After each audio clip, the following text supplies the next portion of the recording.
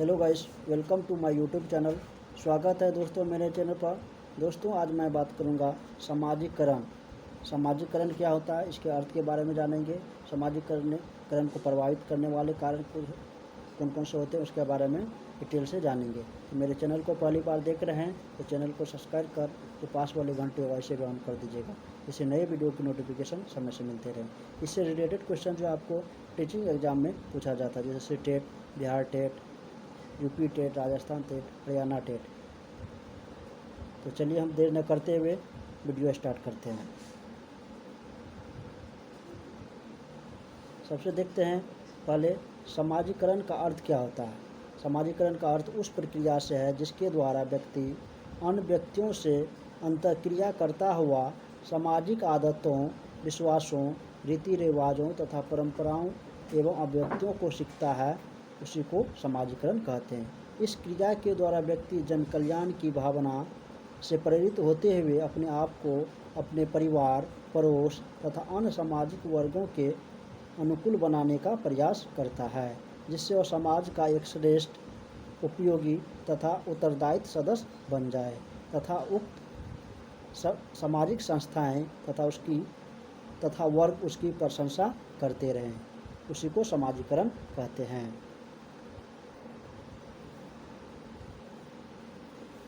अब देखते हैं सामाजिकरण की प्रक्रिया। बालक के सामाजिकरण की प्रक्रिया जन्म के कुछ दिनों बाद ही प्रारंभ हो जाती है।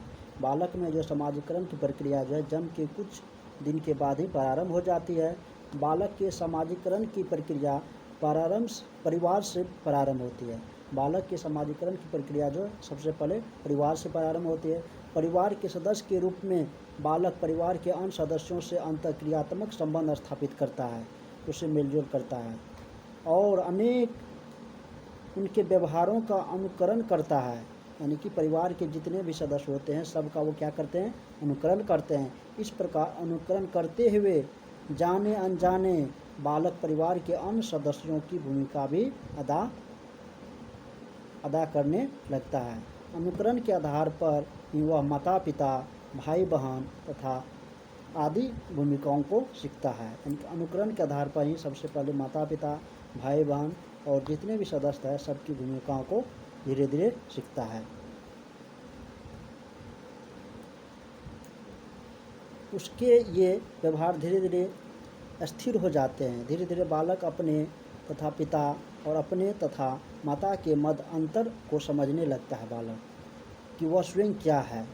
इस प्रकार स्वयं का विकास यानी सेल्फ का विकास होता है, जो सामाजिकरण का एक आवश्यक तत्व है। नेक्स्ट देखते हैं बालक के सामाजिकरण करने वाले कारक। बालक के सामाजिकरण करने वाले कारक कौन कौन से हैं।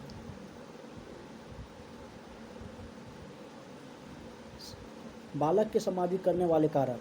बालक जन्म के समय कोरा पशु होता है। जैसे जैसे वह समाज के अन्य व्यक्तियों तथा सामाजिक संस्थाओं के संपर्क में आकर विभिन्न प्रकार की सामाजिक क्रियाओं में भाग लेता है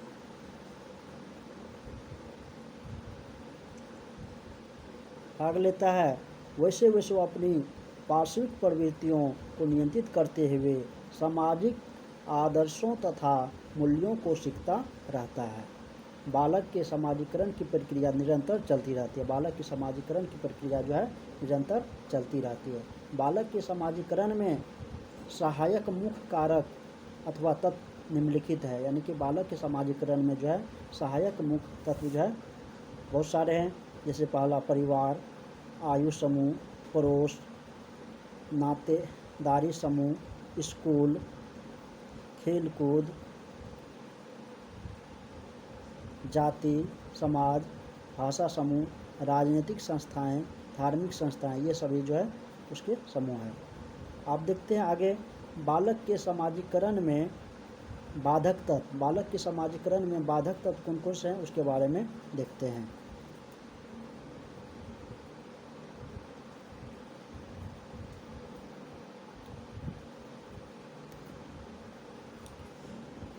मेस्लो और मिटिलमैन ने कहा, जैसे विचारों के अनुसार बालकों के सामाजिकरण में बाधा पहुंचाने वाले तत्व इस प्रकार है।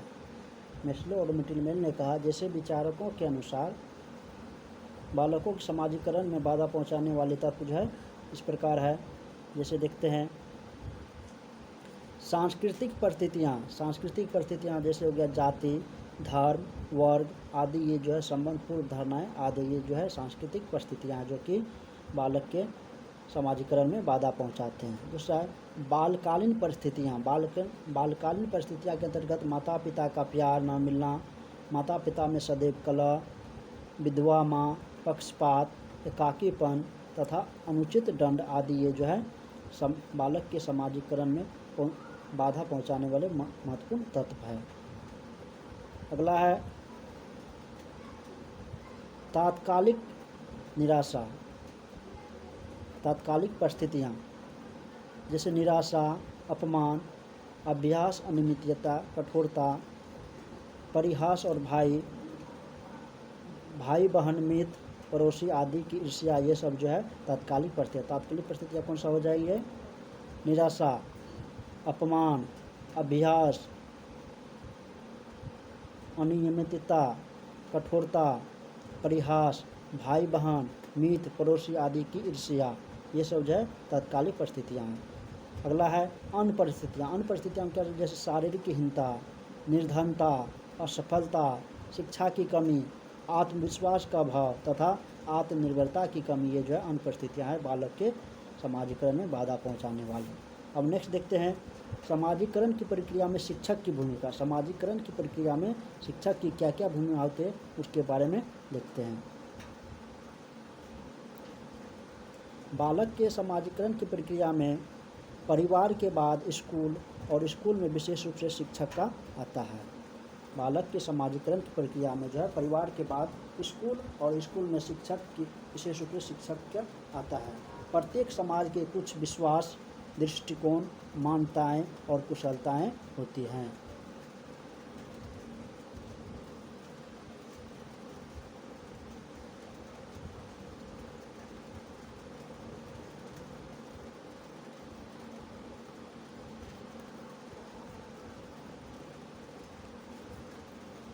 और परंपराएं होती हैं जिनको संस्कृति के नाम से पुकारा जाता है।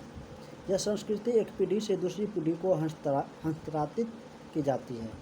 यह संस्कृति जो है एक पीढ़ी से दूसरी पीढ़ी को हस्तांतरित की जाती है और समाज के लोगों के आचरण को प्रभावित करती है। शिक्षक का सर्वश्रेष्ठ कार्य है इस संस्कृति को बालक को प्रदान करना। यदि वह कार्य नहीं करता है तो बालक का समाजीकरण नहीं कर सकता है। शिक्षक माता पिता के साथ बालक के चरित्र और व्यक्तित्व का विकास करने में अति महत्वपूर्ण भूमिका कार्य करता है। शिक्षक जो है माता पिता के साथ बालक के चरित्र और व्यक्तित्व विकास करने में अति महत्वपूर्ण कार्य करता है। नेक्स्ट देखते हैं कक्षा में, खेल के मैदान में, साहित्य और सांस्कृतिक क्रियाओं में शिक्षक सामाजिक व्यवहार के आदर्श प्रस्तुत करता है। बालक अपनी अनुकरण की मूल प्रवृत्ति के कारण शिक्षक के ढंगों, कार्यों, आदतों तथा नीतियों का अनुकरण करता है। अतः शिक्षक को सदैव सतर्क रहना चाहिए। उससे कोई ऐसा अनुचित कार्य या व्यवहार नहीं करना चाहिए जिसका बालक के ऊपर गलत प्रभाव पड़े। अतः बालक के समाजीकरण की प्रक्रिया को तीव्र गति प्रदान करने के लिए शिक्षक को मुख्यतः निम्न बातों को ध्यान रखना चाहिए।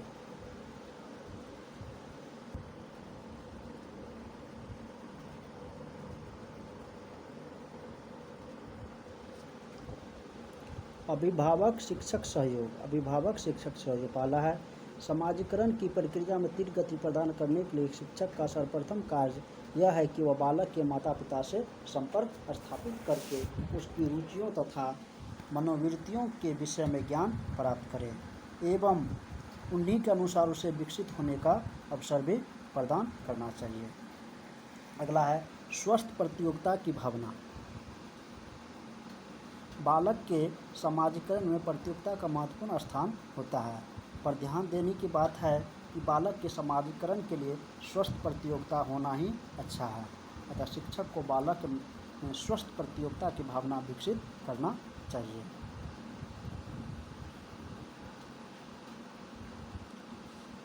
सामाजिक आदर्श। शिक्षक को चाहिए कि वह कक्षा तथा खेल के मैदान एवं सांस्कृतिक और साहित्यिक क्रियाओं में बालक के सामने सामाजिक आदर्शों को प्रस्तुत करें। इन आदर्शों का अनुकरण करके बालक का धीरे धीरे सामाजिकरण हो जाएगा। अगला है स्कूल की परंपराएं। स्कूल की परंपराओं का बालक के सामाजिकरण पर गहरा प्रभाव पड़ता है। अतः शिक्षक को चाहिए कि वह बालकों का स्कूल की परंपराओं एवं विश्वास उत्पन्न करे तथा उसे उन्हीं के कार्य अनुसार कार्य करने के लिए प्रोत्साहित करना चाहिए। ये जो स्कूल शिक्षक का मेन काम होना चाहिए।